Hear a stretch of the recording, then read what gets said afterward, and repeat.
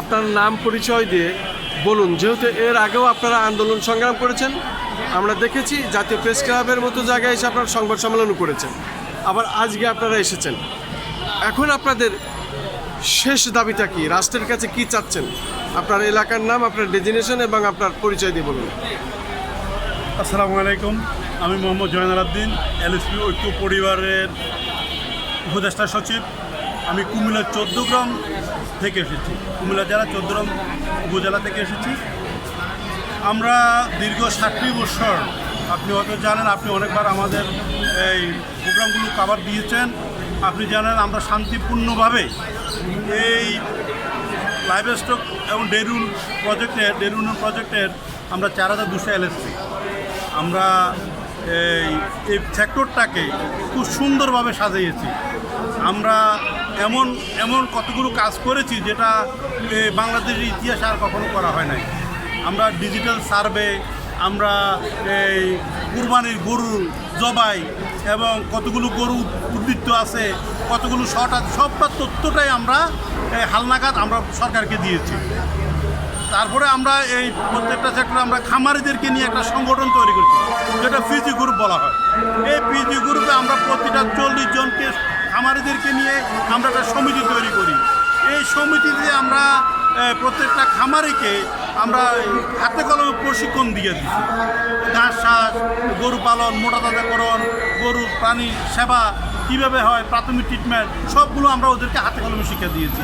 এটা আমাদের এলএসপিদের অবদান। কিন্তু দুঃখের বিষয়, আমরা 60 বছর নিরলসভাবে কাজ করে যাচ্ছি। আমরা করার পরে আমরা বিভিন্ন আন্দোলন করছি যে আমাদেরকে একটা স্থায়ী কর্মসংস্থান হোক, কিন্তু অদ্যাবধি আমাদের স্থায়ী কর্মসংস্থান তো হয় নাই, বরঞ্চ আমাদেরকে 60 বছর পরে আমাদেরকে চাকরি থেকে অব্যাহতি দেওয়া হয়েছে। অব্যাহতির আগেও আমরা এই ডিজি মহোদয়ের কাছে গিয়েছিলাম, উনি আমাদেরকে বারবার আশ্বস্ত করছেন। আমরা মন্ত্রী মহোদয়ের কাছে গিয়েছিলাম, মন্ত্রী মহোদয় বলছেন যে আপনারা তো আমার দেশেরই লোক, আমরা চেষ্টা করবো আপনার জন্য কিছু করতে। কিন্তু সব ধুলোবালি দিয়ে, চোখের মধ্যে বালি ফেলে আমাদেরকে এই গরিবের কায়দায় ফেলে দিয়েছেন, আমরা দরিদ্রতার সীমার নিচে ফেলে দিয়েছেন। আমরা অসহায় হয়ে পড়েছি। আমাদের এখানে 4200 এলএসপিদের মধ্যে হতদরিদ্রর নিচে বসবাস করে অনেকেই আছেন। শুধু এই চাকরিটা করে 8500 টাকা বেতনে তাদের সন্তানদেরকে লেখাপড়া করায়, তারা নিজের জীবিকা অর্জন করে। এই যে 8200 টাকা যে টাকাটা আমাদেরকে দিত, এটাতে আমাদেরকে উপজেলা যাতায়াত খরচও আমাদের অর্ধেক চলে যেত। বাকি টাকাটা দিয়ে আমরা মানবত জীবনযাপন করে দুমুঠো ডাল ভাত খেতাম। কিন্তু দুঃখের বিষয়, আজকে 31শে মার্চের পর থেকে আমাদের কর্ম নাই, আমরা কর্মহীন হয়ে পড়েছি।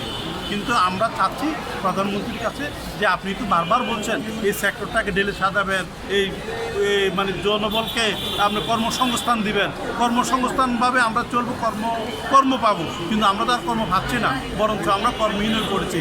কিন্তু এই কর্মহীন হওয়ার কারণে আমাদের নৈতিক অবক্ষয় হবে।